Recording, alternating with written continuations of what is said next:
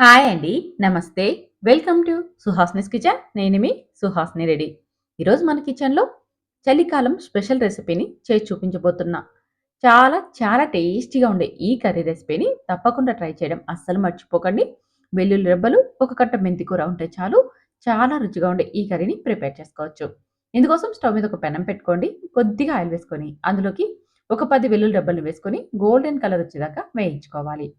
ఇప్పుడు ఇందులోకి ఒక కట్ట మెంతి కూరని శుభ్రంగా కడిగి చిన్న ముక్కలుగా కట్ చేసి వేసుకొని, ఈ మెంతి కూరని కూడా ఒక 5 నిమిషాల పాటు లో ఫ్లేమ్‌లో వేయించుకోవాలి. ఇలా రంగు మారి మంచి వాసన వచ్చేంత వరకు వేయించుకొని, ఈ మిశ్రమాన్నంతా ఒక ప్లేట్‌లోకి తీసేసుకోవాలి.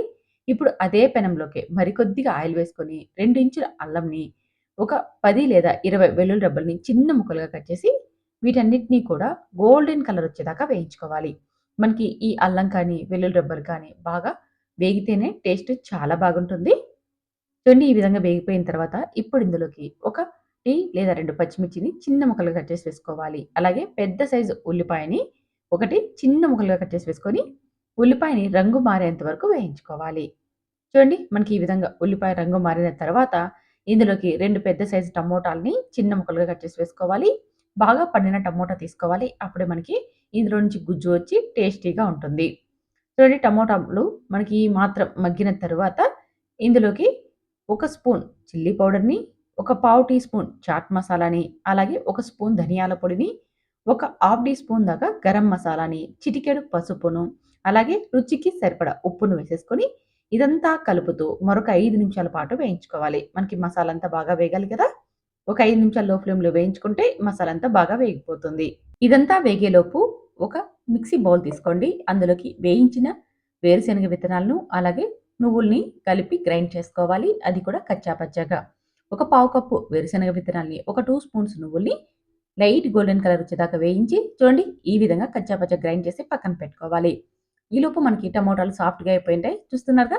మనకి మసాలా అంతా వేగింది. అలాగే టమోటాలు కూడా బాగా సాఫ్ట్‌గా అయిపోయాయి కదా! ఇప్పుడు ఇందులోకి ఒక 2 స్పూన్స్ శనగపిండిని వేసేసుకోవాలి. ఈ శనగపిండిని కూడా మరొక 3 లేదా 4 నిమిషాల పాటు లో ఫ్లేమ్‌లోనే వేయించుకోవాలి. ఈ శనగపిండి అంతా మనకి టమోటా మిశ్రమంలో కలిసిపోవాలి. అలాగే పచ్చి వాసన కూడా పోవాలన్నమాట. తర్వాత ఇందులోకి ఒక గ్లాస్ వాటర్‌ని యాడ్ చేసుకోవాలి. ఇలా నీళ్ళని వేసేసి ఇదంతా బాగా కలిసేలాగా కలుపుతూ ఉడికించుకోవాలి. ఇప్పుడు మంటని మీడియం ఫ్లేమ్‌లోకి టర్న్ చేసేసుకొని ఇదంతా బాగా కలుపుతూ ఉడికించుకోవాలి. చూడండి ఈ విధంగా ఉడుకుతున్నప్పుడు ఇందులోకి మనం ఇందాక వేయించి పెట్టుకున్నాం కదా! మెంతి కూర, అలాగే వెల్లుల్లి రెబ్బల్ని వాటిని వేసేసుకోవాలి. అలాగే వేయించి పొడి చేసి పెట్టుకున్న వేరుశనగ విత్తనాల పొడి, నువ్వుల్ని కూడా వేసేసుకొని ఇదంతా బాగా కలుపుతూ మంటని లో ఫ్లేమ్‌లోకి, మీడియం ఫ్లేమ్‌లోకి అడ్జస్ట్ చేసుకుంటూ ఉడికించుకోవాలి. దాదాపు ఇది మనకి 10 నిమిషాల పాటు ఉడికించుకోవాలి. అప్పుడే కర్రీ టేస్టీగా వస్తుంది. ఇది మన ఆరోగ్యానికి చాలా మంచిదండి. వెల్లుల్లి రెబ్బలు చలికాలంలో తినడం వల్ల మనలో ఇమ్యూనిటీ పెరిగి చిన్న చిన్న జబ్బులను తగ్గించడంలో ఇది చాలా ఉపయోగపడుతుంది. అంటే జలుబు కానీ, దగ్గు కానీ లేదా తరచు జ్వరాలు వస్తూ ఉంటాయి కదా! మనలో ఇమ్యూనిటీ పెరిగిందనుకోండి, ఇలాంటివన్నీ కూడా ఈ చలికాలంలో మనకి రాకుండా చేయడంలో ఇవి చాలా ఉపయోగపడతాయి. అంతేకాకుండా మెంతి కూర మన బాడీలో వెచ్చదనాన్ని ఇవ్వడానికి ఉపయోగపడుతుంది. ఇక నువ్వులు, వేరుశనగ విత్తనాలు చెప్పక్కర్లేదు. అందులో మనకి ఐరన్ ఉంటది. ఇలా మంచిగా కర్రీని ప్రిపేర్ చేసుకున్నామంటే మన హెల్త్‌కి చాలా బాగుంటుంది. ఈ కర్రీ తినడానికి రుచి చాలా అంటే చాలా బాగుంటుంది. మార్నింగ్ టైమ్‌లో చపాతీలకు బ్రేక్‌ఫాస్ట్‌కైనా, లంచ్‌కి, కర్రీకైనా చాలా బాగుంటుంది. మరి ఒకసారి ట్రై చేస్తారు కదూ! ట్రై చేసిన తర్వాత ఎలా వచ్చిందో కామెంట్ చేయండి. మీకు ఈ టేస్ట్ నచ్చినట్లయితే లైక్ చేసి మీ ఫ్రెండ్స్, ఫ్యామిలీ మెంబర్‌కి కూడా ఈ వీడియోని షేర్ చేయండి. అలాగే ఇలాంటి హెల్తీ వంటకాల కోసం సుహాస్నిస్ కిచెన్‌ని సబ్స్క్రైబ్ చేసుకొని ఫాలో అవ్వండి. Thank you for watching.